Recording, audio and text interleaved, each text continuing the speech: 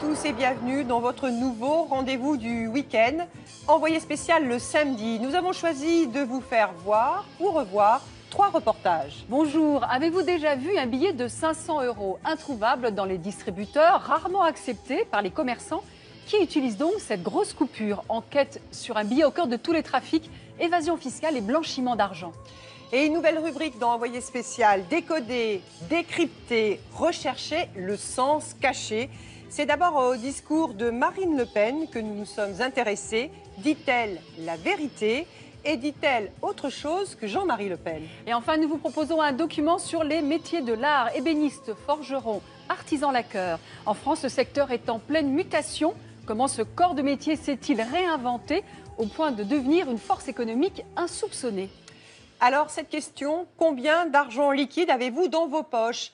Eh bien, sachez qu'en moyenne, les Français ont 42,50 € sur eux en billets et en pièces. Presque la moitié des paiements se fait aujourd'hui par carte bancaire. Mais le liquide reste plébiscité pour les petits achats du quotidien.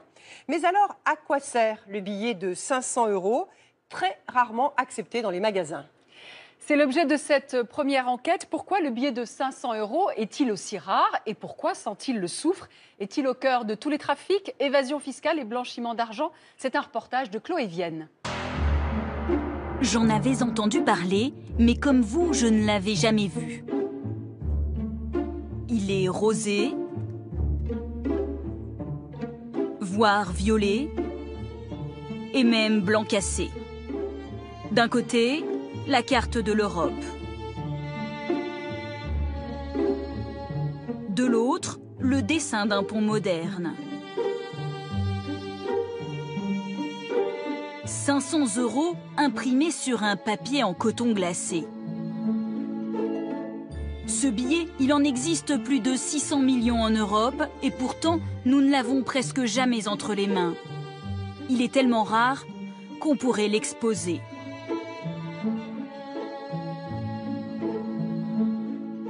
Pendant plusieurs mois, j'ai suivi à la trace ce billet pas comme les autres. Chez les commerçants, dans les banques. J'ai rencontré des clients un peu particuliers qui l'ont souvent entre les mains. J'ai découvert que ce mystérieux billet de 500 € servait de nombreux trafics. Évasion fiscale et blanchiment d'argent.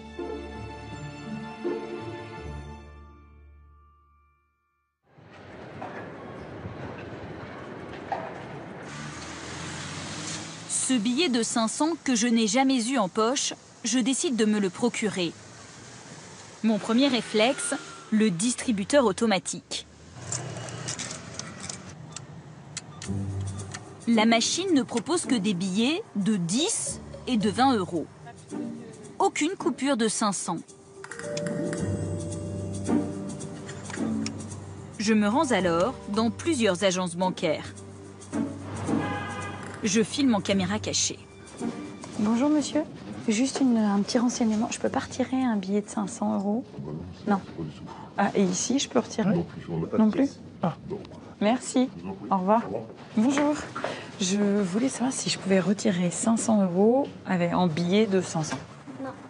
Ah non, d'accord. Parce qu'au distributeur, on ne peut pas retirer un billet de 500? Ouais, non, jamais. D'accord. Bonjour. Quand j'insiste un peu, j'en deviens suspecte. Est-ce que vous aviez besoin d'un billet de 500 pour quelle raison? Ah ben, c'est personnel, non? C'est pour payer, oui. Un billet de 500. Merci, au revoir. 6 tentatives, 6 échecs. Une dernière possibilité s'offre à moi, appeler ma banque. Bonjour. Oui, bonjour. Je voudrais retirer 1500 € en billet de 500 €. Un billet de 500? Oui. Là, c'est vraiment très spécifique votre demande. Vous pouvez vous déplacer dans une agence pour qu'ils fassent une commande spécifique auprès des convoyeurs de fonds. D'accord. Eh bien, je vous remercie pour l'information. Merci. Au revoir.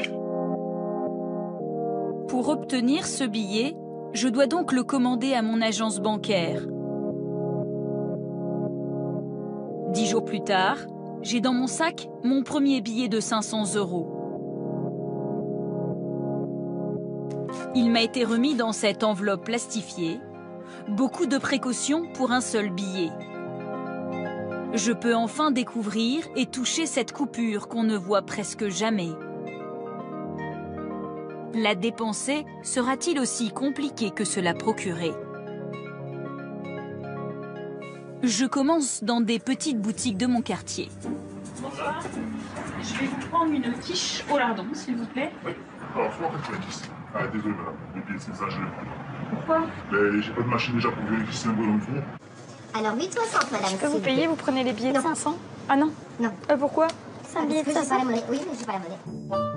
Pas de monnaie ou crainte de faux billets? Aurais-je plus de chance si le montant de mes courses est plus élevé? Je me rends dans un supermarché. Si vous me donnez un billet de 500 €, Ouais. pour la monnaie, vous me videz ma caisse. Oui. C'est ce que je veux dire? Oui, J'ai mais... rien dans ma caisse. Ouais, mais si je vous achète 10 bouteilles de champagne Ouais. à 350, alors vous prenez le billet de 500? Non, toujours pas. Donc c'est pas une question de caisse. C'est sûr. Mais ça, j'accepterai pas non plus. Vous non plus. C'est pas moi qui veux pas. Hein. Ah non, non, mais j'ai compris que c'était... Oui, j'ai compris que c'était la politique. Ouais, j'ai compris. Même pour une addition de plus de 400 €, mon billet de 500 n'est toujours pas accepté.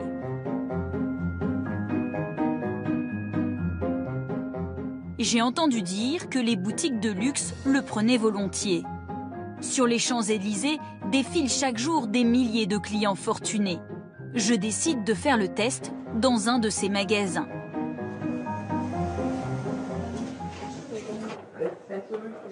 Je choisis une cravate en cachemire. 155 €. Vous m'avez dit que vous acceptez les billets de 500. Je peux payer en billet de 500. Nous, on a beaucoup de clients qui déposent des billets de 500 et merci à vous. C'est moi qui vous remercie. Bonne journée. Au revoir. Ah, voilà. Certains l'acceptent, d'autres refusent mon billet de 500. Ces commerçants en ont-ils le droit? Je me rends à la Banque de France. C'est elle qui met en circulation les billets. Le lieu est hautement sécurisé. Difficile d'obtenir un rendez-vous, les caméras sont rarement les bienvenues. Gilles Vaissé a accepté de me recevoir. Il est en charge de la circulation des billets. Il m'explique que tous sont valables, mais c'est au client de faire la pointe. Le commerçant n'est pas un banquier. Donc il n'a pas à vous donner des tas de billets, des appoints avec des billets de 50, de 20 et de 10. Ce n'est pas son rôle. Donc si vous achetez une baguette, encore une fois, vous ne pouvez pas l'acheter avec un billet de 100. Enfin, vous ne pouvez pas. Résultat, pour une grosse coupure comme le billet de 500, Le commerçant est en droit de vous le refuser. C'est vrai qu'en France, ce billet, il sert... Il sert très peu. Hein? D'accord. Non, par rapport aux autres. Parce que... Pourtant, il en existe en très grande quantité. L'Europe a édité 303 milliards d'euros en billets de 500 depuis sa mise en circulation. Mais même Gilles Vaissé en voit très rarement. Voilà. Entrez. Pour quelle raison? Bonjour monsieur. Entrez. Voilà, c'est bien. Fermez la porte.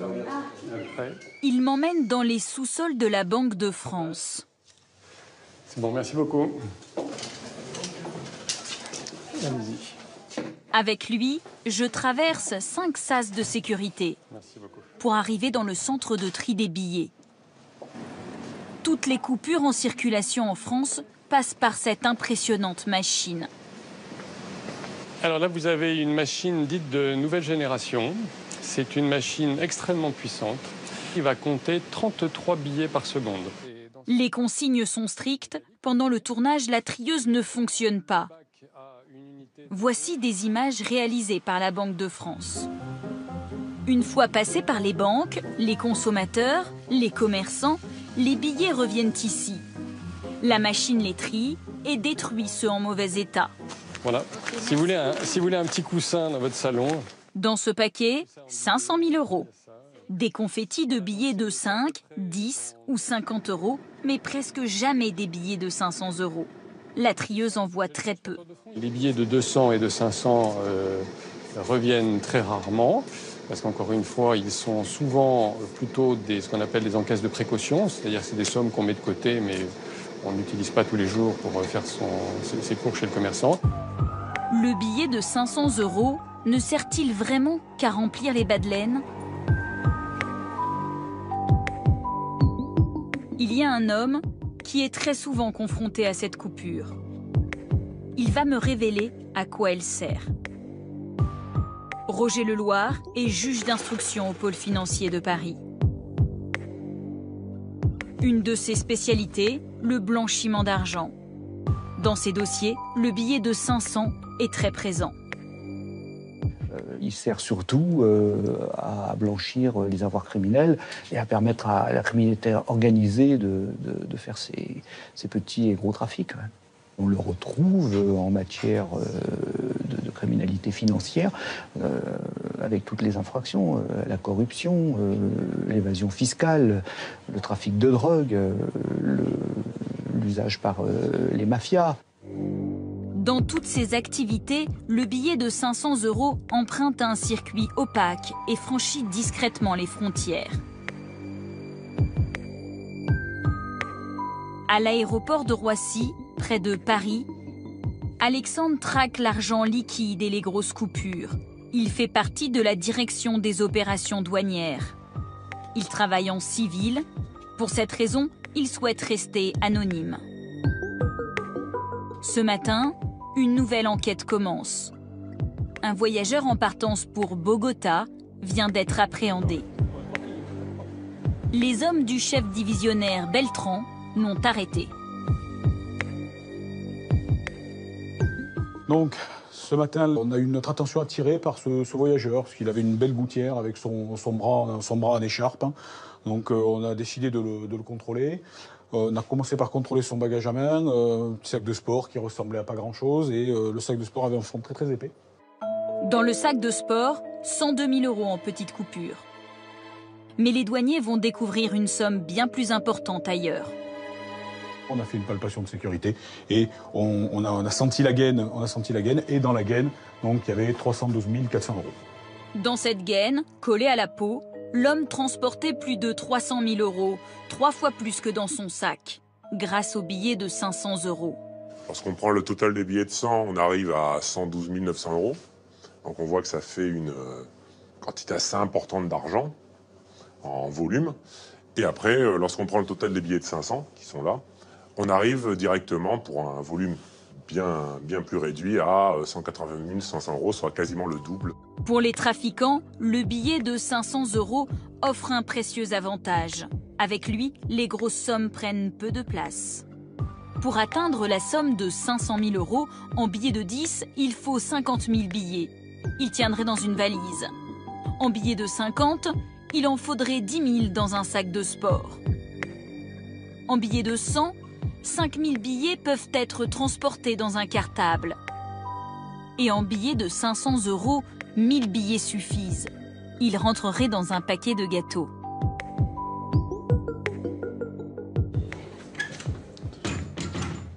Les douaniers auditionnent pour la première fois l'homme appréhendé, un Colombien. En France, la loi oblige une personne transportant une somme de plus de 10 000 € à la déclarer et à justifier de sa provenance. Dites-lui qu'on a fait le compte et qu'on a trouvé 416 000 € dissimulés sur lui. L'homme arrêté n'a rien déclaré. Les douaniers en sont persuadés, le prévenu a servi de mule pour transporter l'argent liquide. Mais il raconte aux douaniers une autre histoire qu'ils entendent régulièrement. C'est quoi votre activité? C'est quoi vos revenus mensuels à peu près? Je suis pilote et j'ai une entreprise de charbon. Je gagne 27 500 € par mois, surtout grâce à mon entreprise de charbon. La pratique habituelle dans ces cas-là, c'est que les personnes arrivent avec une histoire déjà construite pour pouvoir nous la donner à ce moment-là, mais ça résiste assez rarement à l'analyse des détails au cours de l'enquête qui suit. Voilà. Selon les douaniers, cet argent proviendrait d'un trafic de drogue entre l'Europe et la Colombie. S'ils parviennent à le prouver, ces billets deviendront propriété de l'État. Ah oui, c'est pas évident de faire rentrer autant de billets dans une boîte. Non, c'est pas évident, hein. C'est un dur métier, trafiquant. Le billet de 500 € est très recherché par les trafiquants, au point que certains en font un commerce.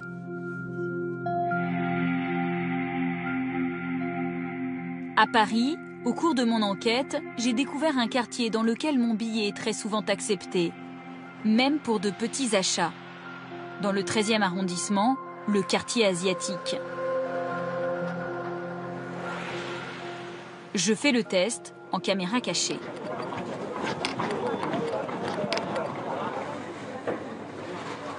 Pour 1 €, vous prenez des billets de 500? Oui.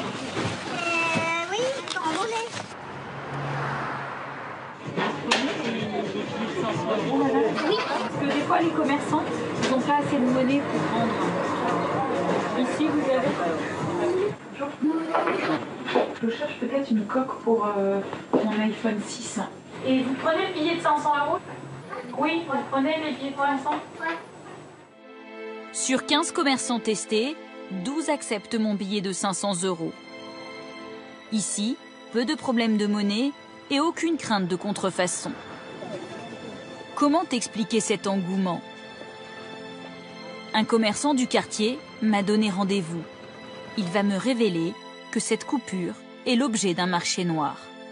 Il y a ce qu'on appelle les acheteurs, les petits acheteurs. Ils sont 3-4 dans la communauté qui tournent en Paris et nous demandent si nous avons des gros billets moyennant un petit billet supplémentaire. C'est-à-dire si on a un billet de 500, bon, la personne est prête à payer jusqu'à 520 € pour récupérer ce billet en échange de petites coupures. Un billet de 500 qui vaut 520 €. Il faciliterait l'évasion fiscale. Les petites coupures, c'est vraiment encombrant, vous voyez. Là, par exemple, vous voyez une enveloppe comme ça, l'épaisseur. Ça, c'est les billets de 500. 1, 2, 3, 4, 5, 6, 7, 8, 9. Il y en a 9 billets. Et ça, vous voyez les petites coupures. Voilà. Ça représente 5 billets. Pour traverser les frontières, c'est plus facile à ranger, à camoufler, à cacher. On camoufle dans les chaussettes, dans les chaussures, dans le fond des chaussures, quoi. Là, on peut faire passer 30-40 000 € facile, comme ça. Voilà. Au fil de mon enquête, le billet de 500 € devient de plus en plus sulfureux. Il me conduit vers des organisations mafieuses chargées de le blanchir. Après 2 mois de négociations, de contact en contact, je parviens à joindre un homme qui fait partie de l'un des plus puissants groupes mafieux italiens, la Cosa Nostra. L'homme me donne rendez-vous à Lyon. Je l'attends plusieurs heures à la gare. J'échange avec lui de nombreux SMS. Il veut s'assurer que je ne suis pas suivie. Finalement, un intermédiaire arrive. Il doit me mener jusqu'à lui.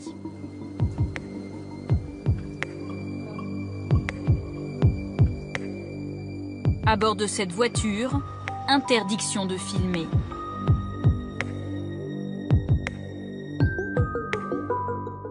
L'homme que j'ai contacté m'attend avec 2 de ses lieutenants dans la banlieue de Lyon. Ils ont choisi d'apparaître masqués. Ils portent tous une arme à la ceinture. Tous les jours, ces hommes auraient entre les mains des milliers d'euros en billets de 500. De l'argent sale venu du monde entier. Nous, on l'appelle pomodoro. C'est un concentrato de pomodoro. C'est un billet de 500 € et c'est vraiment un concentré pour nous, très facile à s'en servir. Ça arrive un peu de partout, mais vraiment les grosses transactions qu'on fait, ça vient de Chine, Russie, ça c'est les plus gros clients. Vas-y, fume-toi. Vas-y, bon. Ils veulent me montrer comment l'argent arrive jusqu'à eux. C'est pas compliqué. Voilà, on a 21. Plus vite.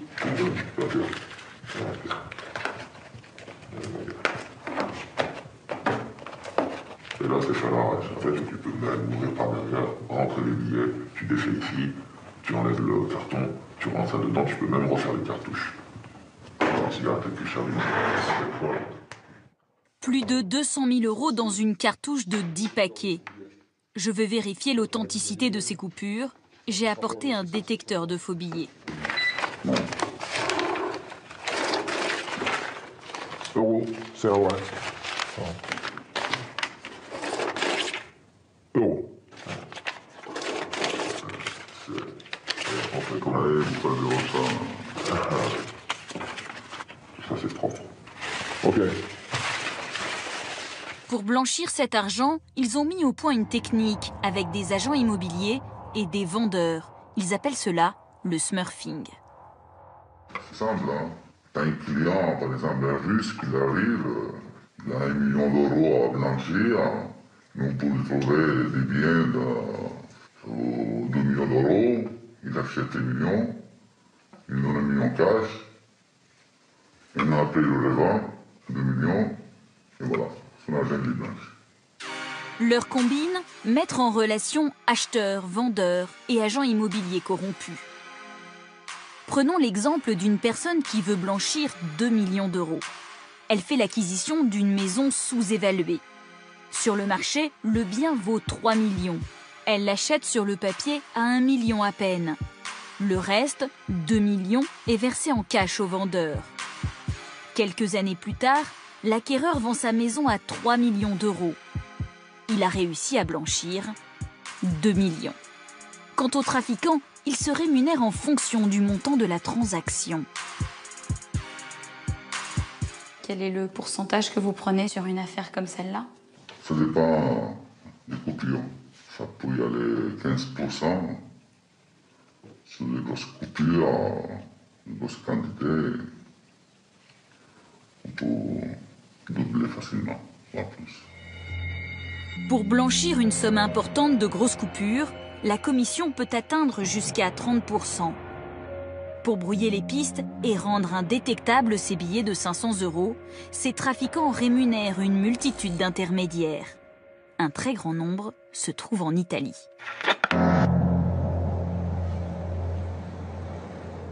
Selon le dernier rapport de la Banque d'Italie, le pays serait devenu la plaque tournante du cash en Europe.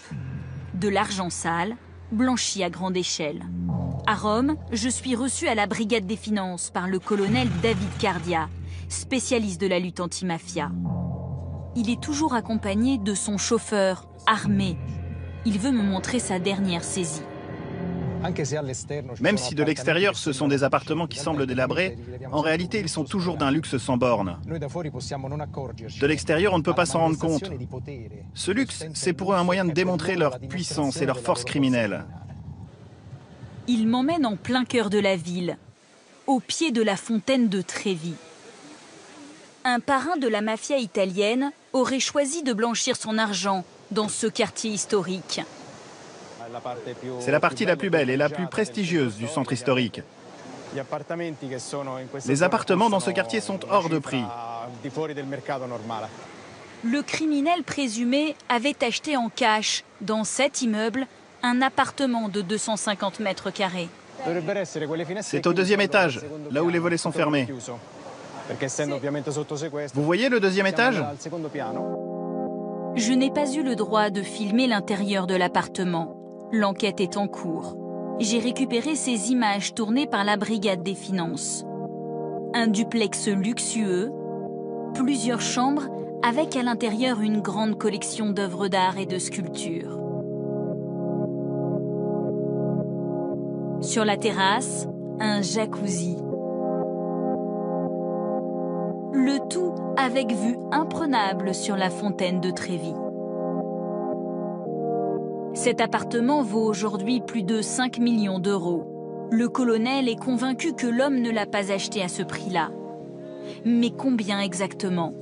Impossible à dire, le logement a été payé en liquide avec de grosses coupures. Ce billet de 500 € est souvent utilisé pour des trafics illégaux.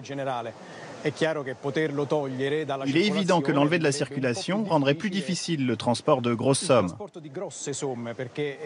Avec des petites coupures, le volume serait beaucoup plus important. Mais pour les enquêteurs, le billet de 500 € sert aussi d'indice. Grâce à lui, ils peuvent identifier les filières des trafics. À l'aéroport de Fiumicino, la brigade des finances a créé une équipe unique en Europe. Voici son principal agent, un chien détecteur de billets. Vous voyez quand je le sors? Il est très excité. Il est content. Depuis 4 ans, Zikos, un berger allemand, contrôle tous les passagers, au départ et à l'arrivée. On fait un petit contrôle. C'est bien. Là, c'est bien. Très bien. Vous allez où? Barcelone.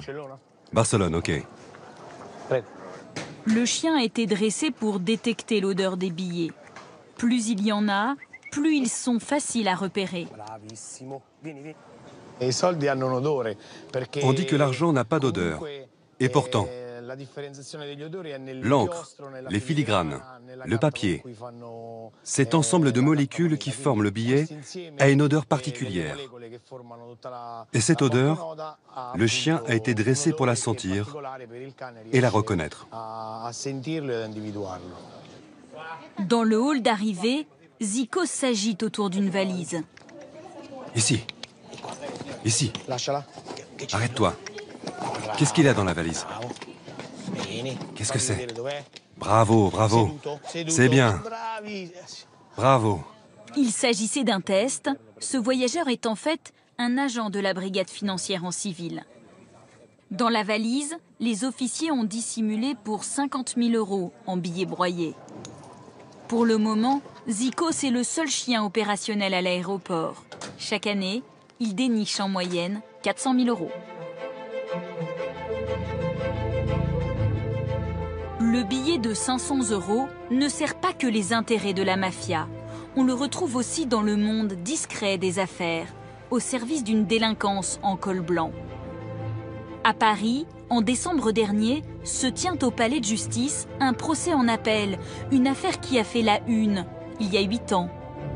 Les caisses noires d'un très puissant syndicat patronal. L'UIMM, l'Union des industries et métiers de la métallurgie. Plus de 17 millions d'euros détournés. Sur les bancs des accusés, l'ancienne comptable de l'UIMM, Dominique Renaud. L'ancien délégué général, Dominique de Calan.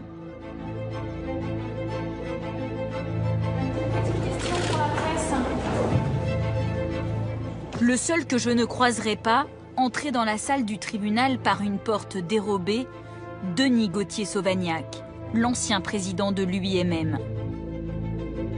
Tous sont poursuivis pour abus de confiance et travail dissimulé. Le juge leur reproche d'avoir détourné de l'argent liquide, essentiellement en grosses coupures. Maître Leborgne, l'avocat de Denis Gauthier-Sauvagnac, dénonce une calomnie contre son client. Il y a bien eu des billets de 500 € qui ont été retirés. Mais qu'est-ce que vous en savez, vous? Vos billets de 500 €? Non, vous voyez, c'est l'exemple même du fantasme. On n'a jamais su de quel billet il s'agissait. Mais on fantasme, on romance, billets de 500 €. Pourtant, des billets de 500 €, il y en aurait bien eu et en grand nombre. Une seule personne, entendue dans cette enquête, a accepté d'échanger avec moi au téléphone. Elle me confirme l'utilisation de billets de 500 dans ses retraits d'argent.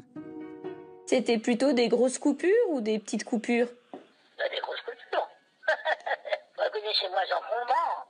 Vous n'allez pas sortir d'un rendez-vous avec une valise. Enfin, c'était extrêmement discret. Hein. Donc vous, les billets que vous avez vus passer, c'était bien des billets de 500 €? Évidemment, évidemment. D'accord. N'importe où, hein, n'importe où. On traite des affaires en business, en espèces. On utilise partout les billets de 500 €. Tout commence le 23 septembre 2007. Tracfin, l'agence qui lutte contre le blanchiment, sonne l'alerte. Elle détecte d'importants et réguliers retraits d'espèces au guichet de plusieurs banques. Le juge Leloir est saisi de l'enquête. Il va mettre au jour un mode opératoire très simple. Selon les déclarations faites au cours des auditions, voici comment les sommes en liquide étaient retirées. Le président, Denis Gauthier-Sauvagnat, demandait régulièrement à la comptable de retirer à la banque d'importantes sommes en grosses coupures. Munie d'un sac ordinaire, toujours le même, elle se rendait à la banque avec chauffeur privé.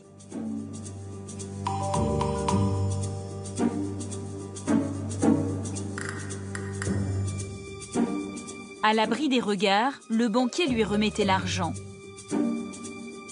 De retour à l'UMM, elle répartissait le cash dans des enveloppes indiquant dessus « caisse noire ». À qui était destiné ce pactole? La version des prévenus, l'argent servait à financer les syndicats, sans jamais nommer personne. Le juge d'instruction reconnaît que ces paiements en liquide, et notamment en billets de 500 €, ont été un frein à son enquête. Le résultat n'a pas été au niveau de nos espérances, bien évidemment, à cause de ces deux facteurs, l'omerta et le fait que les espèces, une fois qu'elles sont distribuées, on ne sait plus où elles vont.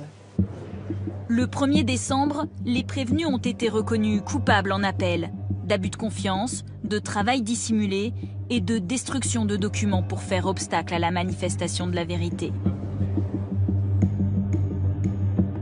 Denis Gauthier-Sauvagnat a été condamné à 2 ans de prison avec sursis et à 100 000 € d'amende. Son ex-bras droit, Dominique de Calan, a 50 000 € d'amende. L'ancienne comptable, Dominique Renaud, a 5 000 €. Le procès est terminé, mais les questions demeurent sur l'utilisation de ces sommes en liquide. Évasion fiscale, blanchiment d'argent, détournement de fonds. Dans ces affaires, le billet de 500 € joue le premier rôle. Et cela risque de durer encore longtemps. La Banque centrale et l'Union européenne, seules autorités à en décider, n'ont pas prévu de le faire disparaître.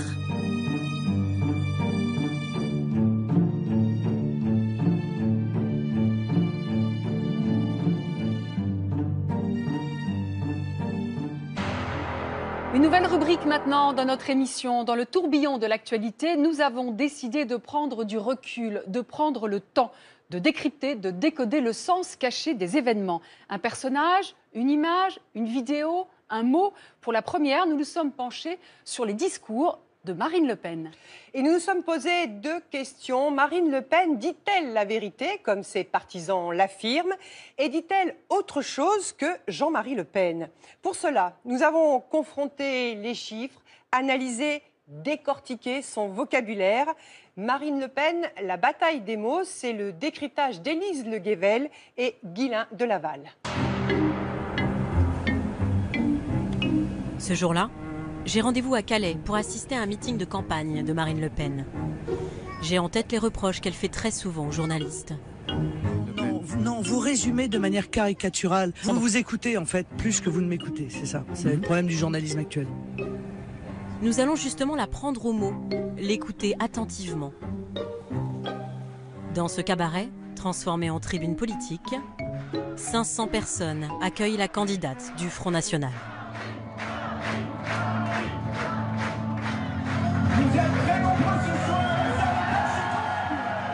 Mes chers compatriotes, je dis bien mes chers compatriotes, car nos élites du NPS ont la fâcheuse tendance à vous exclure de la communauté nationale.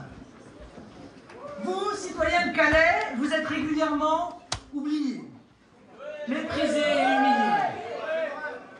Très vite, Marine Le Pen parle d'immigration. Le message est clair, la France ne peut plus accueillir de migrants. Nous avons atteint le seuil de saturation depuis bien longtemps.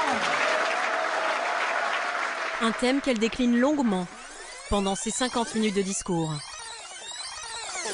Elle conclut avec un mauvais présage qui, selon elle, menace la région et la France. Mais si nous échouons en décembre, ils redoubleront d'efforts pour faire venir toujours plus d'immigrés clandestins. Ils vous demanderont toujours plus de vous pousser pour les loger.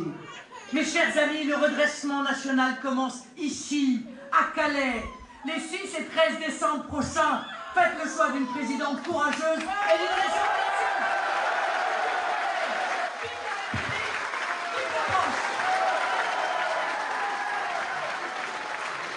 Dans la salle, le même mot revient dans la bouche des militants. la vérité. Que des vérités. Elle n'est pas aussi extrême que son père, mais elle est juste. Il est effrayé, il est effrayé. Marine est très... Oui, elle a une façon de parler qui fait qu'on a envie de voter pour elle. Nous nous sommes plongés dans des dizaines d'heures de discours et d'interviews de Marine Le Pen. Nous les avons montrés à des spécialistes. Nous avons vérifié les chiffres, les faits, étudié le langage. Marine Le Pen dit-elle la vérité? Que dit-elle et comment le dit-elle? Quels sont ses mots? En quoi est-ce que ses propos diffèrent de ceux de son père?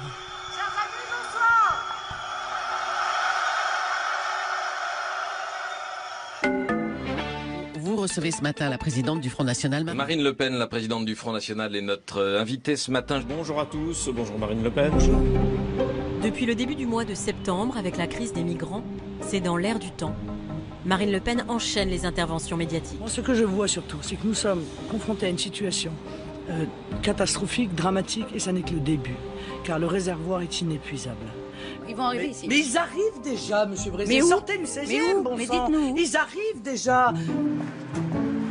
Marine Le Pen dit-elle la vérité, pour reprendre l'expression des militants? Au-delà des images d'actualité frappantes, que disent les faits et les chiffres? Je suis allée pousser la porte de l'Office des Nations Unies chargé des réfugiés. Marine Le Pen dit-elle vrai ou faux? À partir du moment où on ne prend pas les mesures nécessaires, l'immigration ne va faire que s'aggraver. Aujourd'hui, on se retrouve, honnêtement, avec une véritable submersion migratoire. Enfin, on n'est pas envahi du tout au regard des chiffres. Aujourd'hui, nous sommes confrontés en Europe à un afflux léger en comparaison avec les pays qui sont voisins de la Syrie ou voisins de l'Irak, qui, eux, accueillent énormément de réfugiés. Plus de 4 millions de Syriens ont fui leur pays depuis 4 ans. Où sont-ils allés? 2,2 millions en Turquie, 1,2 million au Liban et 400 000 en Europe, soit moins de 10%. Aujourd'hui, les réfugiés représentent un tiers de la population du Liban. C'est comme si en 4 ans, la France avait accueilli 22 millions de réfugiés. Elle va accueillir 24 000 Syriens, soit moins de 0,04% de sa population. La plupart de tous les réfugiés syriens que j'ai rencontrés au Liban, en Jordanie, qui y sont maintenant depuis plus de 4 ans, ce qu'ils veulent avant tout, c'est rentrer chez eux. Et ce n'est pas le rêve d'aller en Europe. Au-delà des réfugiés, Marine Le Pen parle beaucoup d'immigration. Ça tombe bien, j'ai rendez-vous au musée de l'immigration à Paris. 2 chercheurs vont nous aider à y voir plus clair. Gringoire, donc, qui est un organe d'extrême droite, dès 1937, s'en prend aux réfugiés espagnols républicains. Les premiers réfugiés sont déjà représentés comme une foule infinie, puisqu'elle est encore là à l'horizon. Elle est menaçante, ils ont le poing levé, ils ont des mines patibulaires extrêmement inquiétantes. François Héran est démographe. Il travaille sur ces questions depuis 30 ans. Je veux vous redire une fois pour toutes qu'il est impossible d'assimiler une immigration aussi massive que celle que nous vivons depuis maintenant des décennies. 10 millions d'étrangers entrés dans notre pays en 30 ans. D'abord, ça n'est pas 10 millions, c'est à peu près 7 millions. 10 millions! Mais quel pays est capable d'assimiler cela? Si vous prenez tous nos voisins, l'Allemagne a absorbé 14 millions d'étrangers dans 30 ans, la Grande-Bretagne aux environs de 13, 14, l'Italie aux environs de 10, enfin tous les grands pays européens dont la population est comparable font un peu plus que nous. Notre pays connaît depuis le début du quinquennat de Nicolas Sarkozy, c'était il y a 8 ans, chaque année, 200 000 entrées légales par an sur son territoire. C'est vrai, c'est plus de 200 000 entrées permanentes par an en France. Jean-Christophe Dumont est économiste à l'OCDE. C'est un chiffre qui ne bouge pas, qui reste à ce niveau dramatiquement haut. Le chiffre est correct, mais elle donne l'impression que ce sont plus de 200 000 personnes qui s'installent définitivement chaque année en France. Ce n'est pas la réalité. Au bout d'un certain temps, environ un immigré sur 2 repart.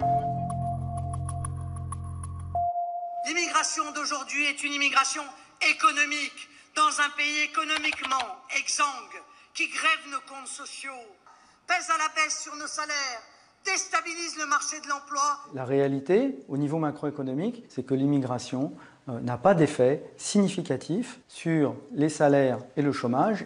On sous-entend que l'économie est un gâteau et qu'on a plus de convives, donc on va faire des plus petites parts pour partager entre tout le monde. Mais ce n'est pas comme ça que ça fonctionne l'économie. Parce que quand des gens contribuent au marché du travail, ils contribuent à faire augmenter la taille du gâteau. Si Marine Le Pen ne dit donc pas toujours la vérité, pourquoi son discours parle-t-il autant aux électeurs? Criez votre colère, hurlez votre espérance. Et surtout, pourquoi ces mots à elle convainquent plus que ceux de son père? Bougez-vous!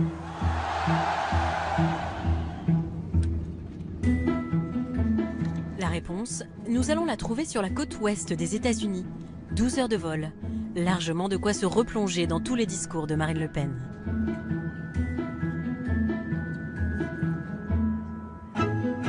C'est en Californie, à la prestigieuse université de Stanford, que m'attend une chercheuse française. Cécile Alduy est professeure de littérature. Nous sommes a priori très loin de la politique. Et pourtant, il y a 2 ans, elle a décidé de s'intéresser à la rhétorique de Marine Le Pen, de la façon la plus scientifique possible. Là, ce sont tous les discours de Jean-Marie Le Pen dans la base de données, et on a un autre fichier pour Marine Le Pen. On a donc compilé 500 textes de Jean-Marie Le Pen, de Marine Le Pen, de 1987 à 2013. Et on essaie de voir c'est quoi les zones où ils se superposent, où ils disent la même chose avec les mêmes mots. Près d'1 million de mots passés au crible du logiciel. Et la surprise, il y a peu de superposition. En bleu, les expressions de Marine Le Pen. En rouge, celles de son père. Et donc là, la première chose, c'était grosse surprise quand même. Parce qu'il y a très peu de mots qui sont communs. Mais c'est pas de l'ordre de l'intuition. Ah ben non, c'est vraiment pas du tout mon intuition d'ailleurs au départ. Je pensais qu'il y aurait beaucoup plus de recoupement dans les expressions utilisées. Mais elle a son style, au sens vraiment littéraire du terme, son idiolecte, à elle. Et donc elle choisit ses propres expressions. Et donc le choix des mots, ça semble, un petit peu anodin à la surface, mais en politique, c'est ça qui va faire le succès ou l'insuccès. Ce soir, Cécile Alduy donne une conférence à Stanford, devant d'autres universitaires, pour rendre compte des résultats de son travail. Le principal élément qui émerge, c'est que Marine Le Pen fait de la réédition très habile des discours de son père. Elle sait ce qu'il faut couper, ce qu'il faut garder, ce qu'il faut ajouter. Et d'abord, elle utilise le bouton « Supprime ». Marine Le Pen a effacé certains mots. Jamais elle ne parle de race, ni de français de souche. Aucun jeu de mots antisémite, fini les chambres à gaz, point de détail de l'histoire. Les algorithmes que Cécile a utilisés lui ont révélé autre chose. Marine Le Pen n'a pas le même discours en fonction de son auditoire. Par exemple, sur l'immigration. Là, ce sont les mots les plus fréquents associés à l'immigration à la télévision. Ce qui vient d'abord, c'est la dimension économique. Dépenses, financement, économie, chômage. Quand elle est devant les militants, ce n'est plus du tout la même musique. Et ce n'est pas moi qui le dis, c'est le logiciel. Elle parle de ravages de l'immigration, solitude, isolement et la menace sur notre prospérité, notre sécurité, notre unité et notre identité. Démonstration, extrait à l'appui. Et celle-ci s'est plutôt bien déroulée. Encore une fois, je n'ai pas de haine à l'égard des étrangers. Ça n'est pas le racisme qui me pousse, je ne suis pas raciste. Je dis que l'immigration est un problème économique et qu'il faut le traiter comme un problème économique. Ça, c'est une phrase qui illustre vraiment la façade médiatique du discours sur l'immigration du Front National aujourd'hui. Ça réduit l'immigration à quelque chose de rationnel. Elle dit qu'il faut une immigration raisonnable et une logique purement arithmétique. C'est mathématique, il y a 5 millions de chômeurs, il y a 8 millions de pauvres. En gros, c'est pas que ce sont des immigrés, c'est que ce sont des gens en plus. Sorti des plateaux de télévision, le message n'est plus le même. Ces chiffres montrent que non seulement l'immigration en France n'a pas été freinée, mais qu'elle est volontairement accélérée dans un processus fou dont on se demande s'il n'a pas pour objectif le remplacement pur et simple de la population française. On entend dans certains quartiers que lorsqu'une personne âgée meurt, c'est une famille immigrée qui la remplace dans son appartement HLM. Le remplacement, c'est une obsession du Front National. C'est une obsession de longue date, qui a déjà été exprimée de multiples fois par Jean-Marie Le Pen, y compris dans ses programmes électoraux. Quand on interroge, je dis oh non, je crois pas du tout aux théories de complot, je suis très rationnelle, etc. Mais Marine Le Pen, quand elle est face aux militants, elle en parle. C'est quoi le grand remplacement? Alors le grand remplacement, c'est une thèse qui a été élaborée par Renaud Camus qui dit que il y a donc un complot mondial qui est organisé pour que des populations immigrées viennent et remplacent les Français de souche. Est-ce que ça renvoie à l'idée d'un grand remplacement? Non mais en l'occurrence, je n'ai pas utilisé ce terme, et j'ai fait encore une fois une référence parce que je crois que est-ce que ça renvoie à l'idée soutenue par certains sociétés? Vous êtes un combattant sémantique. Ah, vous adorez ça, les débats de mots, etc. Et effectivement, elle prend bien soin de ne pas utiliser le mot remplacement lorsqu'elle est à la télévision ou la radio. Donc elle va lisser son vocabulaire pour présenter une image présidentiable, de gouvernante qui gérerait très bien la Maison France. Un double discours qui n'est pas inhabituel. Voici un autre exemple, ce qu'est être français pour Marine Le Pen, ici sur France 2. Je tiens, et merci de me permettre de le faire, à rappeler une bonne fois pour toutes. La priorité nationale est un avantage donné en matière d'emploi ou de logement aux Français, pas aux Blancs, pas aux Français de souche, à ceux qui ont la nationalité française, quelle que soit leur origine, quelle que soit leur religion. En meeting, la définition change du tout au tout. Il faut une nature. Pour naturaliser français, il faut une nature française, une terre française, un air français. On ne naturalisera jamais dans une morne grisaille de béton et de bétume. On ne naturalisera d'ailleurs aucun jeune Français, même si ses parents sont Français depuis des générations, sans qu'ils ne se reconnaissent une terre, une souche, des racines. En implicite, les jeunes des cités ne peuvent pas devenir français parce qu'ils vivent dans le bitume, dans la cité, dans le béton. Et c'est toute l'ambiguïté de Marine Le Pen. C'est-à-dire, à un moment donné, elle va dire ce qui est important, c'est avoir les papiers d'identité français. Et d'un autre jour, elle va revenir dans la vision de Jean-Marie Le Pen, c'est-à-dire une vision biologique de la nationalité française. Et c'est à longueur de temps comme ça. Et selon le moment, elle va avoir telle ou telle posture. Stéphane Vanish a travaillé avec Cécile Alduy, la chercheuse de Stanford. Il avait fait le même exercice, il y a 15 ans, avec les textes de Jean-Marie Le Pen. Et la grande surprise, c'est que ce n'est pas aussi différent qu'on le pensait. Au départ, on était parti sur un principe qu'il y avait une véritable coupure entre le père et la fille. Et en fin de compte, la coupure est certes sémantique, mais pas idéologique. Non, nous ne sommes pas xénophobes. Nous sommes passionnément francophiles. C'est la novlangue de Marine Le Pen, c'est-à-dire que au lieu d'être négative, elle va essayer de positiver en créant de nouveaux mots pour éviter les aspects négatifs, pour pouvoir attirer un nouvel électorat. Passionnément francophile.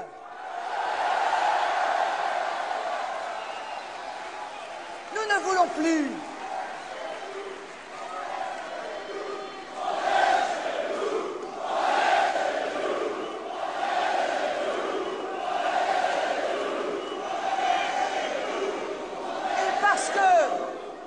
Parce que vous êtes chez vous. Pourquoi vous souriez là? Parce qu'elle s'exclut. Ses militants et ses sympathisants sont restés les mêmes. Et On est chez nous, qui est maintenant le slogan de l'extrême droite en France, prouve que rien n'a changé en fait. Du coup, elle reprend le slogan de la foule en disant « vous êtes chez vous » et pas « nous sommes chez nous », parce qu'elle ne veut pas être, comment dirais-je, responsable du dire de cette foule. Et je trouve que c'est assez doué, entre guillemets, c'est-à-dire qu'elle va s'auto-exclure du slogan traditionnel de l'extrême droite pour rester acceptable. Quand est-ce que Marine Le Pen dit vrai? Quand elle parle à la télévision ou qu'elle s'exprime devant ses militants? Comment s'y retrouver dans ce double langage et ces euphémismes? D'autant plus qu'elle s'est emparée de concepts marqués à gauche. Le meilleur exemple, la laïcité. La laïcité partout et tout le temps. La laïcité, voilà que je suis la seule à la défendre. J'interdirai les signes religieux ostentatoires pour les usagers des services publics. Je n'ai pas à connaître la religion de la voyageuse qui est à côté de moi dans le train. Comment on va réaliser cette mesure? Ça veut dire qu'il faut mettre de la police dans le métro, vouloir faire la chasse à une femme parce qu'elle a un foulard, et puis, encore une fois, ça veut dire aussi les hommes qui portent une kippa. Il n'y a aucune raison dans ce cas-là. Et puis les gens qui ont des croix, les gens vont pas accepter, ils vont protester. Tout ça. Quand ils vont voir, même ceux qui croient qu'ils sont d'accord, quand ils vont voir ce que ça signifie, ils vont protester. Pardon. Jean Bobéro est historien, le spécialiste de la laïcité en France. Interdire les signes religieux ostentatoires lui semble non seulement irréaliste, mais totalement contraire au principe même de la loi de 1905 qui définit la laïcité. Voilà. Merci. Elle change l'esprit de la loi. En 1905, il y a eu un débat sur le port de la soutane. Et Aristide Briand, le père de la loi de 1905, a dit que la séparation des églises et de l'État, c'était un régime de liberté et qu'il n'était pas question d'interdire aux gens de se vêtir comme ils le voulaient. Elle a réussi vraiment son OPA, puisque c'est la première fois dans l'histoire de la laïcité française qu'un parti d'extrême droite peut s'emparer de ce thème de la laïcité et le mettre à sa sauce, je dirais. Ce qui inquiète Jean Bobéro, c'est la façon dont Marine Le Pen utilise la laïcité pour cibler la communauté musulmane. Je me bats pour préserver la laïcité parce que j'y tiens. Or aujourd'hui, je suis désolé de le dire, mais enfin, il n'y a pas de juifs qui combattent la laïcité, il n'y a pas de catholiques qui combattent la laïcité, ou ils sont si peu qu'on les a à peine vus. En revanche, il existe des groupements politico-religieux qui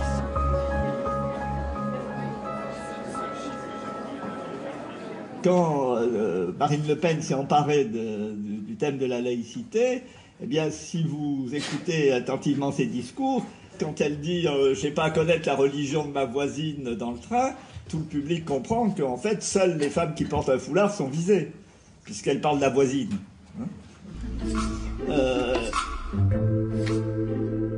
Laurin de Saint-Affrique n'est pas historien, ni chercheur. C'est l'ancien conseiller en communication de Jean-Marie Le Pen, exclu du parti en 1994. Comment faire pour que lorsqu'il est question d'islam et d'islamisme, on ne soit pas automatiquement accusé de pratique ou de volonté discriminatoire? C'est très simple, il suffisait de capter le thème de la laïcité.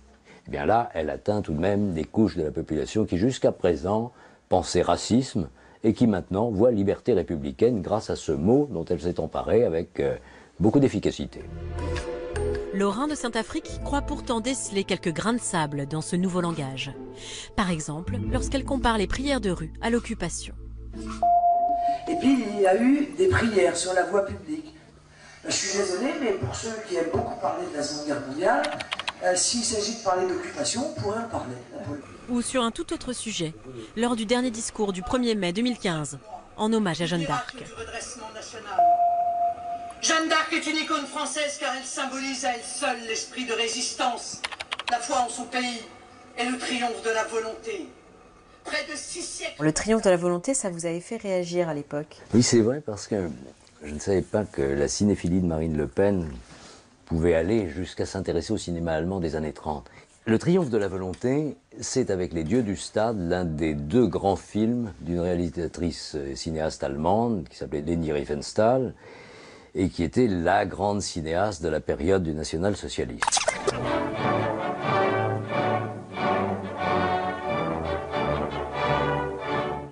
Et donc voir Marine Le Pen dans le même discours évoquer Jeanne d'Arc, le triomphe de la volonté, pour une oreille un petit peu attentive, ça a de quoi surprendre. Est-ce que ça ne peut pas être un hasard? Est-ce qu'on vous l'entendez souvent, l'expression triomphe de la volonté dans la vie courante? Moi, je ne sais pas, mais en tout cas, pour une responsable politique, députée européenne, Imaginez si elle dit ça à des collègues allemands, eux, ils vont réagir. Bon, elle ne peut pas se permettre ce genre de choses.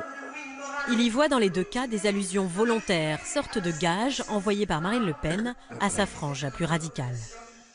Il y a eu aussi beaucoup de soutiens qui ne sont pas des soutiens chrétiens-démocrates, si je puis dire, voyez-vous. Et on sait quelle part ils ont eu, y compris personnellement pour Marine Le Pen, dans son accession à la présidence du Front National. Et donc il faut quand même, de temps en temps, envoyer quelque chose de ce côté-là. Un peu tiré par les cheveux, peut-être. D'autant plus que dans ce contexte de brouille père-fille, Laurin de Saint-Affrique vient de se réconcilier avec Jean-Marie Le Pen. Ils retravaillent dorénavant ensemble. Pourtant, nous avons trouvé d'autres allusions. Comme dans cette interview donnée à Radio Classique au mois de septembre dernier. Aujourd'hui, on se retrouve honnêtement avec une véritable submersion migratoire. Enfin, je veux dire, j'appelle tous ceux qui nous écoutent à lire ou à relire Le Camp des Saints de Jean Raspail. Ce roman, publié en 1973, raconte l'arrivée imminente d'1 million de migrants sur les côtes françaises. Voici un résumé par son auteur. Ils débarquent. Si on les laisse débarquer, il y en a 5 millions qui arrivent derrière, n'est-ce pas? Et on sera envahi. Quelle est la solution? On tire dans le tas ou on laisse faire? C'est ça le camp des saints. Pour le narrateur, les patriotes sont ceux qui défendent la race blanche et veulent tirer sur les migrants. Page 251. C'est le devoir de tout citoyen conscient de sa culture, de sa race et de sa religion de prendre spontanément les armes. C'est le fusil de chasse à la main que j'attendrai l'armée en haillons de l'Antéchrist. Page 51. Ils couvriront de caca votre terrasse, s'essuieront les mains aux livres de votre bibliothèque. Au moins 87 passages seraient aujourd'hui susceptibles de poursuites pour incitation à la haine raciale. Marine Le Pen n'hésite pourtant pas à mettre ce livre en évidence. Il était déjà présent à l'arrière-plan de cette interview diffusée dans le journal de 20h en avril 2013. Ça va faire plaisir à une certaine partie de son électorat qui peut-être se reconnaît dans ce livre. Donc c'est vraiment une sorte de clin d'œil à la base à peu de frais, puisque elle-même ne peut pas être condamnée, c'est pas elle qui a écrit ce bouquin, elle se dédouane de tout racialisme, et en même temps, elle promeut dans l'espace public, elle fait la pub d'un livre qui est profondément raciste. Langage à tiroir, allusion. L'idéologie d'extrême droite est moins visible, mais toujours présente. Qu'en est-il des programmes? Quelle différence entre le père et la fille? À San Francisco, nous retrouvons Cécile Elduy chez elle. La chercheuse a épluché, comparé les programmes de Jean-Marie Le Pen en 2002 et Marine Le Pen en 2012. Ça, c'est celui de 2002. Ça commence « Libérons la France ». La mémoire, le sacré. Et c'est vraiment comme un livre d'explication de la vision du monde de Jean-Marie Le Pen. Et ça, cette fois-ci, c'est le programme politique du Front National pour 2012. Et alors ça, c'est une mise en scène totalement différente. C'est aussi gros, hein. C'est les mêmes mesures, hein, qu'on regarde dans le détail. Mais c'est par ordre alphabétique. C'est une sorte de menu. Et on peut choisir selon nos centres d'intérêt. Donc, vous êtes agriculteur, vous allez regarder à A, agriculture. Mais vous n'allez pas voir justement que à politique familiale, il y a des mesures qui vont dans le sens de favoriser la natalité des Français nés de Français uniquement. Donc, cette idée d'un programme à la carte, ça dilue l'idéologie qui est derrière. Mais les fondamentaux sont les mêmes. Ceux qui financent le programme économique, même s'il a un petit peu changé, c'est la priorité nationale, qui est la mesure phare de Jean-Marie Le Pen. Parmi les mesures défendues par Marine Le Pen, quelques-unes ont attiré notre attention. Je ne veux plus de manifestations de clandestins ou de soutien aux clandestins. Elles seront interdites.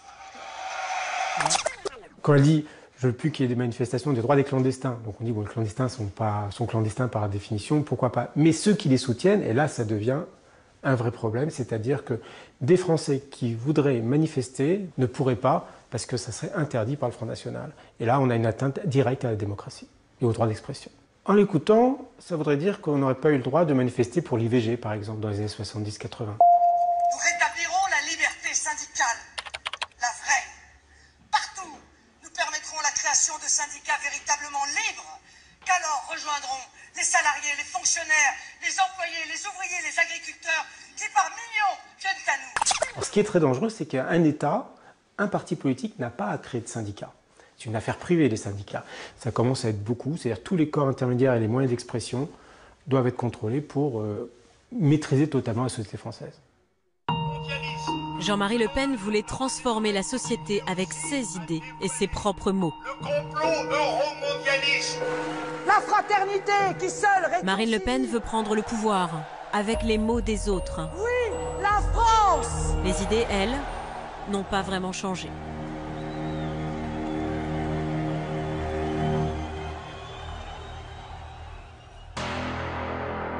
Des étudiants de plus en plus passionnés, des débouchés nombreux et variés, des nouvelles professions qui voient le jour. Les arts appliqués connaissent une renaissance. Mais qui achète ces réalisations d'excellence? Il faut se rendre à des milliers de kilomètres de Paris, dans les Émirats, où les artisans vont vendre le savoir-faire français. Ce sont des portraits réalisés par Jean-Pierre Métivé et Jean-Marie Lecartier. C'est une force économique méconnue. Un trésor national insoupçonné. On entend souvent dire que les métiers d'art se meurent, que des savoir-faire disparaissent, mais c'est l'inverse qui se produit aujourd'hui. L'artisanat d'art connaît une renaissance. Il y a vraiment un savoir-faire qui est reconnu à l'étranger comme étant unique en France, et qu'on ne peut trouver que sur notre territoire. Une nouvelle génération de créateurs s'installe, qui renoncent à l'argent ou à la sécurité pour vivre une passion. C'est vrai que c'est un métier qui me faisait rêver. Je crois que j'avais pas envie de faire comme tout le monde. J'ai tout fait pour l'apprendre le mieux possible, le plus vite possible. Et ça m'a vraiment beaucoup plu. Ou qui envoient promener des carrières toutes tracées pour tout reprendre à zéro, la trentaine venue. Je ne me voyais pas revenir dans un bureau et refaire quelque chose qui ne soit pas en lien avec la création. C'était vraiment un besoin viscéral de créer. À eux tous, ils sont devenus une force économique qui exporte. Leurs clients ne sont plus en France principalement, mais dans le monde entier. À New York, d'une certaine manière, ils nous connaissent mieux qu'à Paris, à 5 km d'ici. Mais bon, ça c'est une autre histoire. Nous avons suivi certains de ces artisans vers les nouveaux marchés qu'ils prospectent, dans les pays du Golfe. Là où les immeubles sortent de terre par centaines, là où la concurrence se fait entre les artisans d'art du monde entier, mais où le style français a toujours ses adeptes. Là, c'est le bureau de Karl Lagerfeld. Nous y avons fait un sol en métal. Les Français ont leur chance sur ce marché? Je crois qu'ils sont numéro 1. Enfin, parmi les numéros 1. Voyage dans un pays inconnu, celui de la belle ouvrage, des métiers d'exception et de leur nouveau souffle.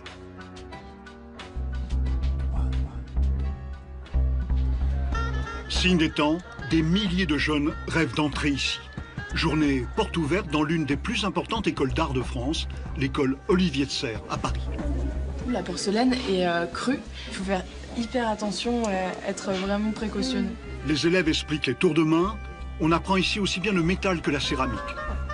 Tous rêvent d'y entrer, mais la directrice nous explique qu'il n'y aura que très peu d'élus. Ici, c'est une école où on a entre 8 000 et 10 000 demandes d'étudiants pour intégrer les formations. Pour donner une idée, pour les mises à niveau, des jeunes qui sortent d'un bac général, qui veulent intégrer les arts appliqués, doivent passer par cette classe-là. Il y a plus de 4 000 demandes pour 120 places. Donc évidemment, ça donne des étudiants qui sont extrêmement motivés, des jeunes qu'on va avoir du mal à mettre à la porte le soir. Le problème pour eux, c'est de quitter l'école. C'est pas de les retenir. Ils restent jusqu'à pas d'heure. Ils voudraient rester ici, ils voudraient dormir ici, ils voudraient passer leur vie ici. Il y a beaucoup de bonheur et beaucoup d'intensité dans ces études. Ici, on est en lac. C'est tout un univers. L'école limite le nombre d'étudiants dans chaque discipline. En lac, seulement 6 élèves par an. Un numerus clausus qui assure du travail à la sortie. Complètement. Ça va, je vous dis, des paravents, du mobilier, du luxe, du surluxe, donc la bijouterie. Montblanc a toujours des gammes de stylos laqués, Dupont, des briquets laqués. Nous avons des étudiants qui sont partis travailler pour Hermès en tant que consultants. Donc c'est vraiment très très vaste et varié. C'est une école où les élèves s'essayent à toutes les disciplines avant de choisir leur voie. Donc là, on va rentrer dans l'atelier métal. Alors c'est une section qui comprend une dizaine d'étudiants. 10 étudiants en métal, des filles surtout, pour un métier millénaire qui a toujours été l'apanage des hommes. Voici la nouvelle ère des dames du fer, particulièrement remontée. En fait, c'était ce rapport de force avec la matière qui m'intéressait. Et vraiment sentir la sueur sur mon front, sentir que je méritais ce que j'allais avoir à la fin. Et vraiment, une réalisation concrète de mes idées avec la matière, c'est vraiment ce qui m'intéressait le plus. On a plus de testostérone que les garçons actuellement.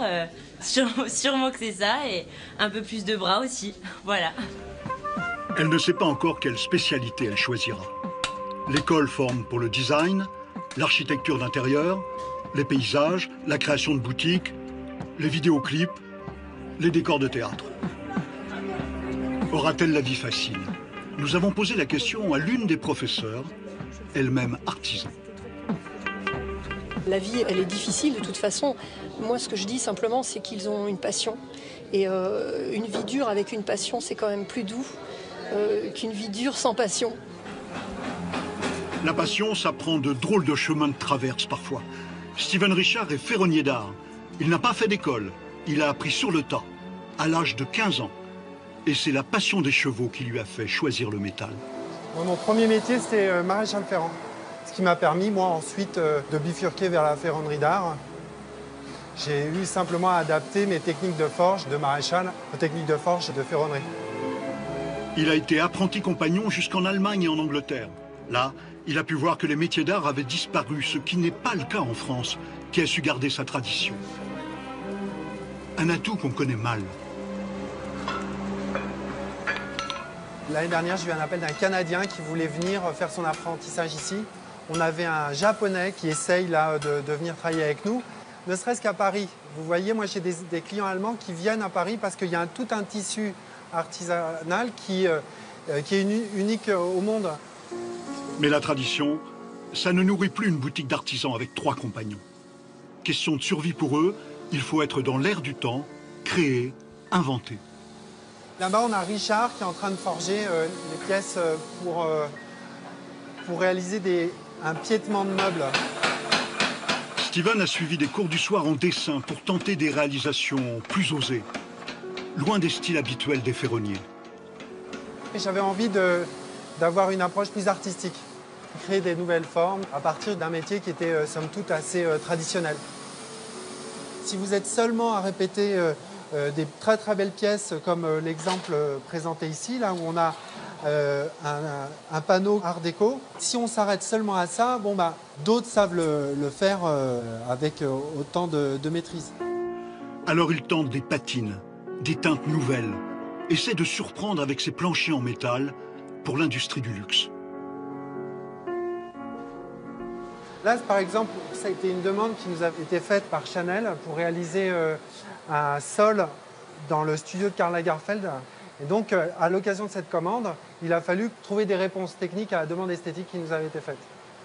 Au contact de l'art contemporain, au contact des métiers du spectacle, j'ai été bousculé dans mes habitudes et j'ai été chercher ça pour déplacer les limites, pour aller chercher autre chose et réinventer mon métier. C'est ça vraiment qui me plaisait. Réinventer le métier, c'est ce qui arrive aujourd'hui dans tous les arts appliqués. Prenons cette autre technique, le vitrail. On ne l'utilisait plus guère, avec son image un peu désuète. Caroline Prégermain est installée dans un sous-sol parisien. C'est vrai que c'était un peu peut-être vieillot, quoi, peut-être. Pour moi, c'était important d'essayer de trouver une écriture un peu plus contemporaine. En fait, j'avais envie de trouver un style qui soit propre à moi. Des décorateurs lui commandent des vitraux de plus en plus inventifs, où elle mélange style, technique, peinture sur verre. Elle a sa notoriété aujourd'hui, mais cela lui a pris du temps. À ses débuts, les clients ne la prenaient pas au sérieux.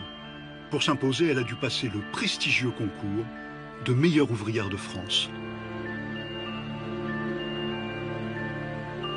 Au début, quand j'ai commencé, j'ai fait un peu de sous-traitance, je travaillais pour les autres. Puis j'ai fait pas mal de restaurations, de petites restaurations dans les cages d'escalier. C'était pas facile quand même dans la profession pour une femme. Souvent, j'ai eu des clients qui venaient et qui me demandaient « Va me chercher ton papa ». Ça m'est arrivé plusieurs fois. Donc quand ils voient que vous êtes meilleur ouvrier de France, bon, tout de suite, ça va.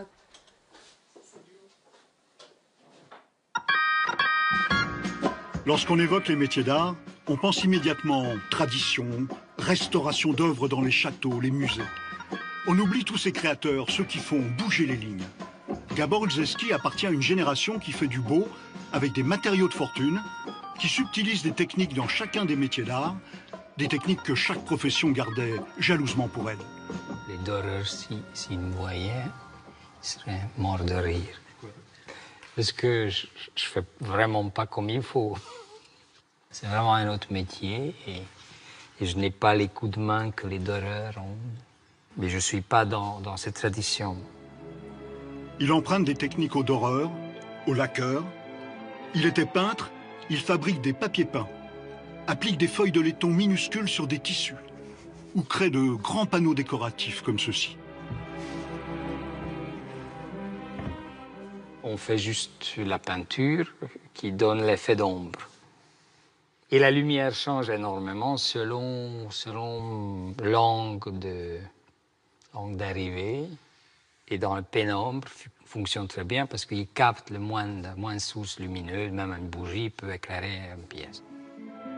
En tâtonnant, il a mis au point des recettes secrètes pour oxyder les métaux avec des acides. Il réinvente le verre églomisé, une technique délaissée depuis 2 siècles. Il essaie plein de nouveautés sans savoir si elles se vendront un jour. Surtout que les clients français se font rares aujourd'hui. C'est le grand paradoxe des métiers d'art. Ils ne font pas recette en France. Nul n'est prophète en son pays. Là, c'est une commande pour la Suisse. C'est une commande pour un particulier. Malheureusement, on n'a quasiment rien en France. Pourtant, on fait pas mal d'efforts pour être présent, être visible. Mais bon, il faut aller loin pour pouvoir travailler sur place. Mais bon, qu'est-ce que vous voulez? Avoir très peu de clients français, cette dure loi actuelle, les artisans d'art ont su la contourner.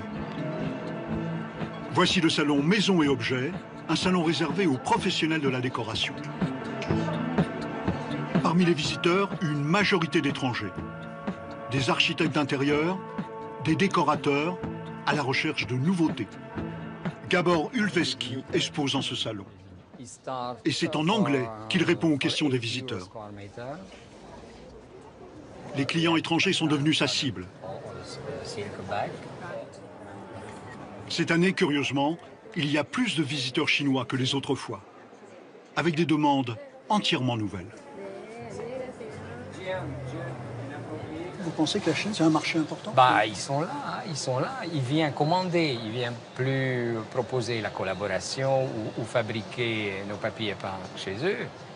Non, ils viennent pour acheter nos papiers peints. Moi, j'ai des commandes de la part d'un grand architecte de Hong Kong. J'ai des commandes de lacs chinois. Il faut faire quand même. Dans l'espace réservé aux métiers d'art, Serge Nicole est céramiste et président des ateliers d'art de France. Il a connu les ravages de la mondialisation et l'effondrement du marché des artisans, avant le sursaut actuel.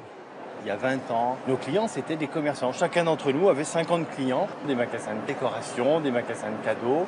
Avec la mondialisation, ce réseau de distribution s'est détruit. Nos effectifs ont baissé de tous, toute la profession. Ça a été extrêmement difficile à vivre. Les objets de décor venaient de Chine, venaient d'Asie à ce moment-là. Et à mesure que les clients français disparaissaient, à mesure, les visiteurs internationaux augmentaient. Et aujourd'hui, nos clients sont complètement internationaux. Avec la mondialisation, le marché de l'art est devenu international, même celui de l'artisanat. Nous retrouvons Caroline Pré-Germain et Steven Richard dans ce salon. Ils ont rendez-vous avec une pro de l'export qui s'est spécialisée dans les métiers d'art, Dominique Andréani. Elle a tissé dans le monde entier un réseau de décorateurs. Abu Dhabi, Dubaï, Doha, si ça marche, ça.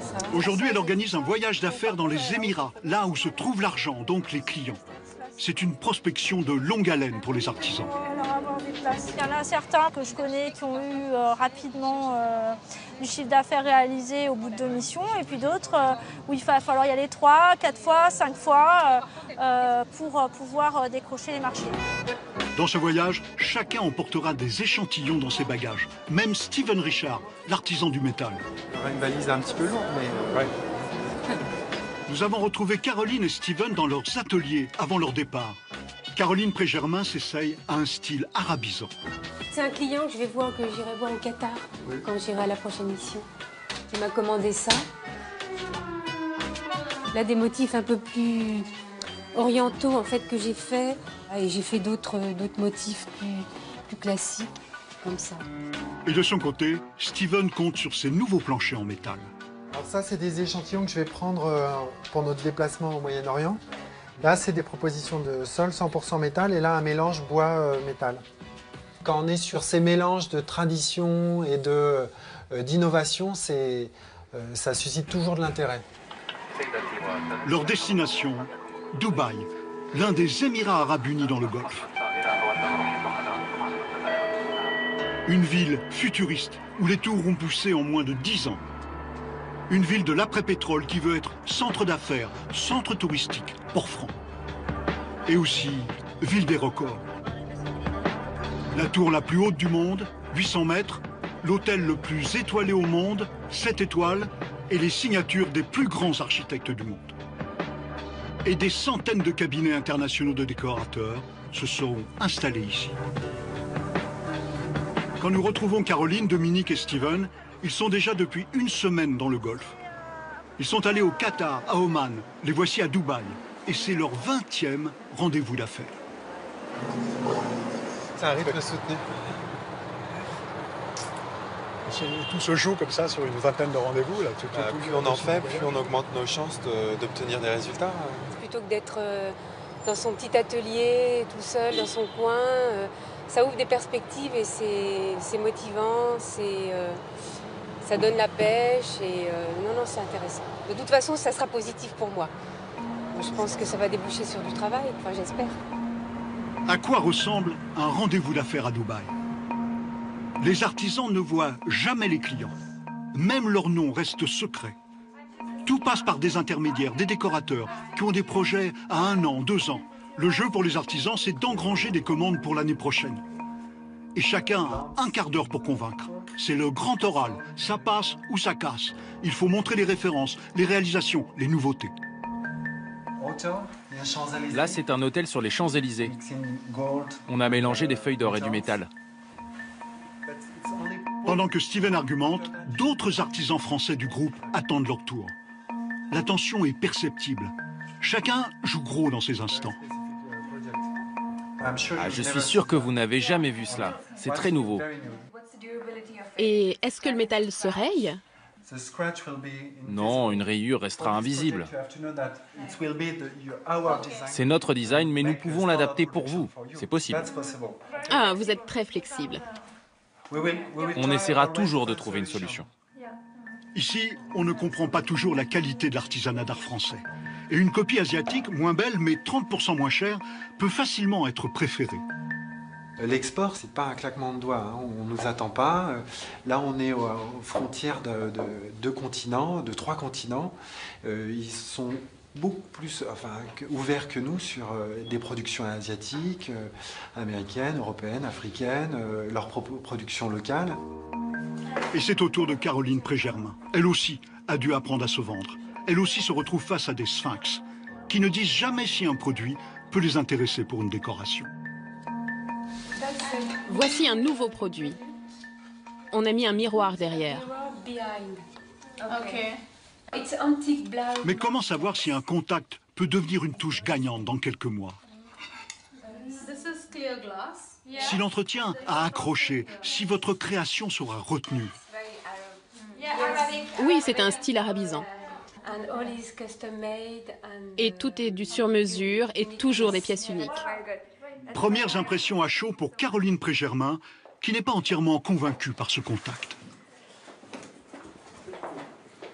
Il faut leur expliquer vraiment ce que c'est. Bon, même la technique, ils ne connaissent pas. En fait. Ah bon? Non. Non, pas du tout. Donc il y a toute une éducation à faire. Et comment vous sentez si c'est un bon contact ou pas? aux questions posées? Tu le vois par rapport à la clientèle qu'ils ont. Par exemple, eux, ils ont beaucoup de restaurants et je pense pas que mon produit, comme il coûte assez cher, ils peuvent le mettre dans des endroits comme ça. Mais souvent, ils trouvent ça beau quand même. Ils aiment bien. Ils apprécient le travail, oui. Des immeubles, des bureaux qui seront à décorer dans un an peut-être. Parfois, les rendez-vous sont plus confidentiels. Dominique Andréani roule vers Abu Dhabi avec un autre artisan français, Marianne Ghettoni, qui réalise des décors peints en trompe-l'œil. Ils ont rendez-vous sur le chantier du nouveau palais présidentiel d'Abu Dhabi, un chantier pharaonique. Nous ne pourrons pas les accompagner. Les architectes ne veulent pas être filmés. C'est souvent le cas lorsque leurs clients sont des familles royales. Là déjà, pour avoir un rendez-vous, c'est assez compliqué. Donc là, on est vraiment au cœur du palais. Donc ça va être... Tout est discret en fait ici. Oui, tout à fait. Bon. Donc là, on va devoir vous laisser là. Bon rendez-vous alors. Ah, merci, à tout à l'heure. Oui, bien sûr. Le chantier représente des milliers de mètres carrés. L'entretien dure une demi-heure. Nous les retrouvons ensuite dans un hôtel tout proche, typique de l'architecture d'intérieur d'Abu Dhabi. Apparemment, l'entretien a été positif. Les peintures décoratives de Marianne ont accroché.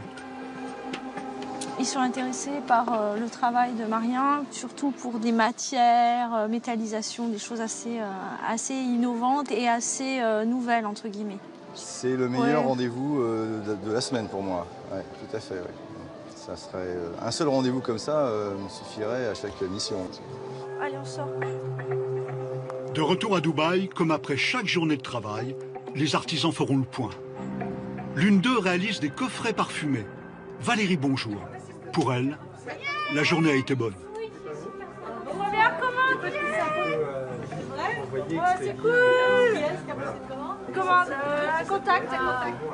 Un client, mais c'est la 3e que je lui envoie. Super. Ouais, toi, Caro écoute, moi, oui, ce matin, j'ai vu le client...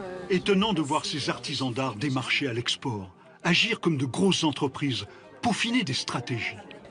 On ne peut pas exporter notre savoir ou notre travail. En imposant nos goûts, il faut aussi, je pense, s'adapter. Le classique français, par exemple, aura du mal à s'exporter, il faut l'arranger pour que ça puisse fonctionner ici. Mais tout en conservant une exigence de qualité irréprochable, et ça, il ne faut pas en démordre. Étonnant car cette mission coûte cher, 6 000 € par personne. Les artisans n'en paient que 2 000, car il y a un coup de pouce. Régine Perralon représente une chambre des métiers qui paie la différence avec l'aide d'une région française. Actuellement, la situation est quand même difficile pour ces métiers exceptionnels. En France, un certain type de clientèle n'achète plus ces produits, parce que le niveau de vie a dû baisser, je suppose. Et donc, ce n'est qu'à l'export qu'ils peuvent être vendus. J'ai des témoignages tous les jours, que ce soit sur les salons, en mission, comme ça. On me dit, sans l'export, la société ne survivrait pas. À la France.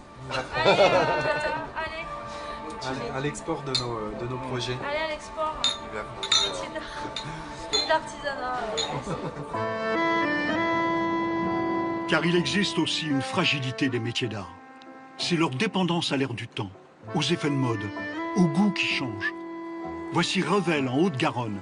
C'était la cité des ébénistes d'art. Il y en avait 40 à la grande époque. Il n'en reste pratiquement plus. Cet atelier était l'un des plus prestigieux, l'entreprise Daïdé. De génération en génération, elle remontait au XVIIIe siècle. Elle a fermé il y a 2 ans. René Daïdé employait une vingtaine de compagnons. Il vient toujours à l'atelier où il a ses souvenirs et continue de faire des meubles.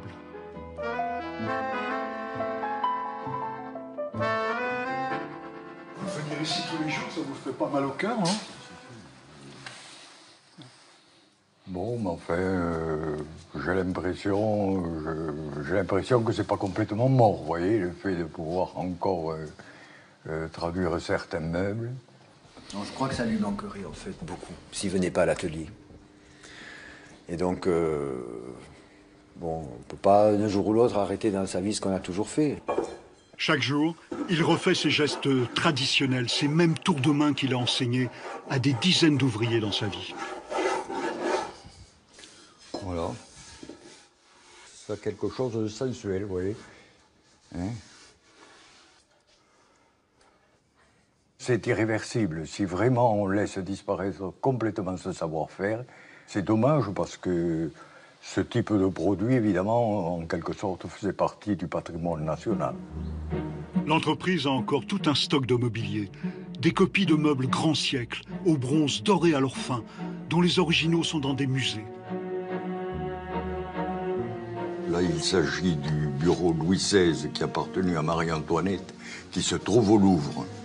C'étaient les intérieurs chics des décennies précédentes, des meubles coûtant de 9 000 à 30 000 euros. Ce magnifique bureau plat, qui était le bureau de Catherine II de Russie. Eux aussi étaient connus au-delà des frontières. C'était de l'exportation pour des VIPs, pour des personnages très importants, comme le Shah d'Iran, le sultan de Brunei, le roi de Thaïlande, l'empereur Hirohito. Voilà le type de clientèle que nous avions via des décorateurs, des architectes d'intérieur, parce qu'on ne les approche pas facilement, ces gens-là. Leur passion les entraînait loin parfois. Et alors là, nous voilà devant le chef-d'œuvre incontesté de l'histoire de l'ébénisterie, le secrétaire à cylindre de Louis XV. Nous, personnellement, on a passé un peu plus de 5 ans, 17 500 heures pour réaliser ce bureau. Il n'y a plus aucun atelier qui soit capable de refaire ce meuble-là, c'est fini, quoi. C'est le dernier des Mohicans. Nous représentions les derniers dinosaures. Le bon goût disparaît. Hein?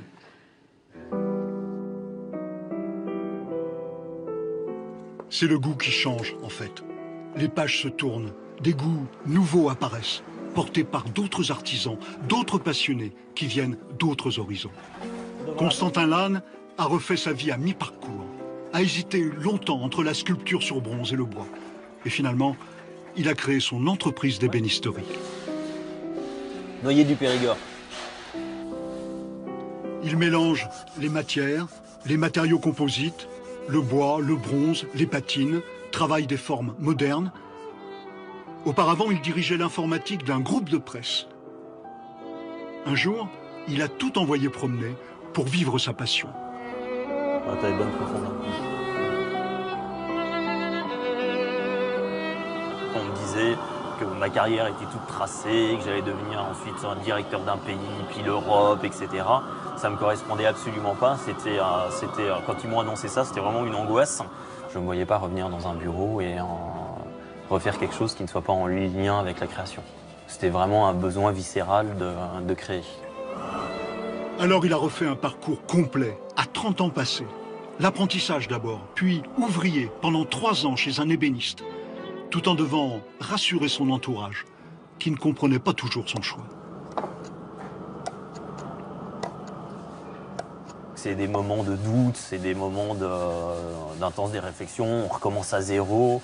On a le jugement des autres quand on change de carrière. Mais pourquoi tu fais ça? Tu gagnais beaucoup mieux ta vie. Ils se rendent compte au fur et à mesure qu'on est sur la bonne voie, puisqu'ils nous voient en fait nous épanouir, être heureux et en plus gagner correctement notre vie. Donc c'est bien.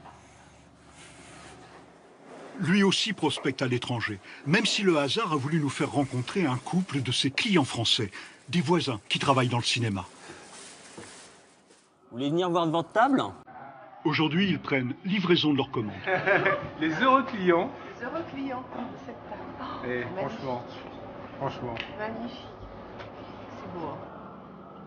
Elle est d'une sensualité, cette table, elle est magnifique.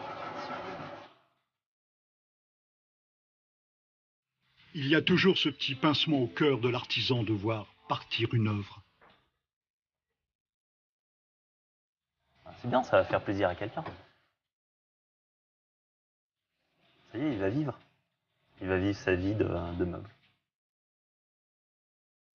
De l'informatique, l'hypermodernité, il est retourné au plus primal, le bois, pour créer du neuf, comme des centaines d'autres artisans qui ont trouvé le bonheur dans l'atelier et qui ont su en faire une force économique insoupçonnée, mais bien vivante.